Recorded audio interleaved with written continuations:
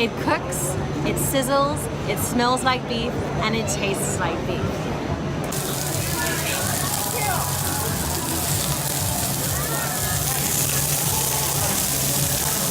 Impossible Foods is meat that's grown in a lab. It's free from hormones. It's got none of the cholesterol that you get with beef. In fact, Impossible Foods has 0 cholesterol in the meat, but it's got more protein pound for pound and more iron pound per pound than beef.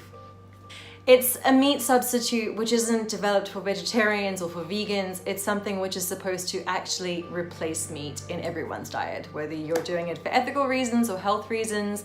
It's a kinder way for meat to be produced for the planet, for our bodies.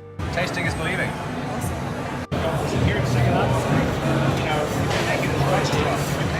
It tastes like I'm eating meat.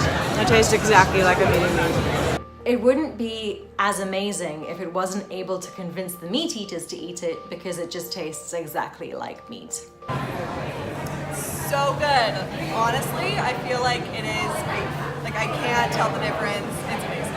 Wednesday saw Impossible Foods open their doors to the public at Singapore's hawker centre, Pau Sat, where they invited members of the public to try their famous Impossible Burger, as well as 3 other dishes made by local Singaporean chefs using impossible meat. All of them were delicious. I tried them. Let's go see them. I wish I could film a smell because it actually smells like meat cooking. It's crazy. They had 5 stations. One of them wasn't a food station, it was a beer station where you could get a free beer. The other 4 were food stations where locals were invited to try foods made with impossible meat. So there was a Impossible Burger made by Pau Sat. So what I have here is the Impossible Burger that they're serving at Pau Sat.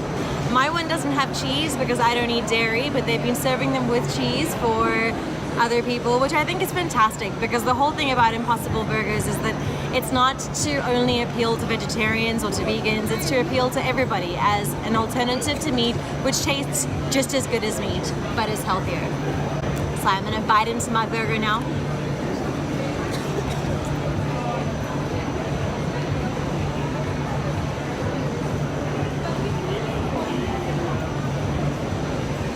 That is so good. I'm actually going to show you. I don't know if the camera's going to pick this up. It actually looks like a medium rare burger. What's on here? So, gherkin, mustard, not even tomato sauce, and it's probably the best burger I've ever eaten. Then there was an Impossible Crispy Pancake made by Empress.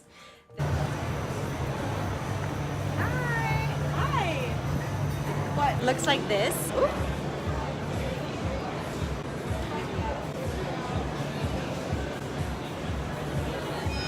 That is also really, really good. There was a ginger kway tiao made by La Heng's Fried Kway Tiao. Sorry if I pronounced that wrong. I'm gonna go in there.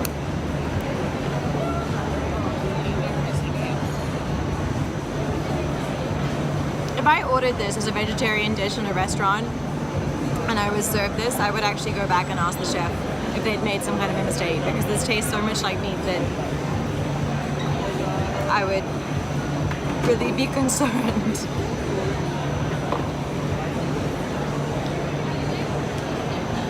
It's amazing. And Sunny Feet Vietnamese cuisine were doing Impossible spring rolls.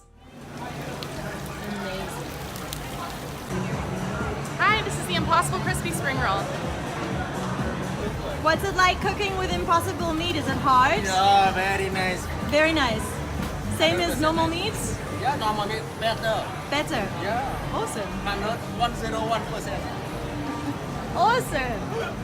So this one, the meat. I love how this one doesn't have too much pastry. It's really, really thin bits of phyllo pastry.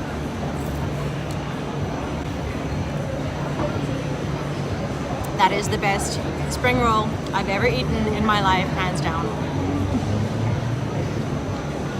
I'm sold. I cannot wait until Impossible Foods is available everywhere in the world so that you can all taste this. I'm sure this is going to absolutely revolutionize the meat industry, because whether you're a vegetarian or whether you're a meat eater, this meat tastes better than beef.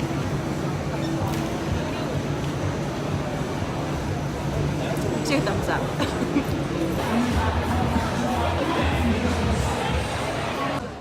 Okay, so I've just stepped back outside so you guys can hear me. That food was unbelievably good. I think that for meat eaters, it's going to be a bit of a no-brainer. You've got a healthier version of meat that tastes more like meat than meat. Why wouldn't you want to eat it? So let's get geeky for a second and talk about the science behind Impossible Foods, because I'm sure there are a bunch of you on the other side of this screen who are wondering how the heck did they get it so right to create ground up plants that bleed and taste like meat. The number one most magical thing which the scientists over at Impossible Foods have done is they've managed to isolate a heme molecule from plants. If you're not a science buff, don't worry, I'm going to break this down really simply for you. Heme is an iron-grabbing molecule that you find in animals and in plants, but particularly in red meat. When you cook heme, it bonds to sugars and carbohydrates inside of food, and it makes new molecules and releases a whole variety of complex aromas and tastes. In red meat, heme is responsible for that unique red meat taste. And what the scientists over at Impossible Foods have done is isolate the heme molecule in the soybean roots, bond it with potato protein, and with flecks of coconut oil to give it the correct fat composition that red meat would have. And they've created an entirely new way to replicate that molecular magic with plants. It's gluten-free, it's sustainable, it uses less water than beef farming would use, it's got no cholesterol, it's got no hormones, no antibiotics. I really believe it's going to change the future of food. If you missed this event and you live in Singapore and you'd like to try Impossible Foods, there are 8 restaurants already serving Impossible Food, and I've listed them in the description box below this video. That's all from me today. If you enjoyed this video, please give it a thumbs up, subscribe to my channel if you haven't already, and have a wonderful day. Go forth, have fun, and be kind. Bye.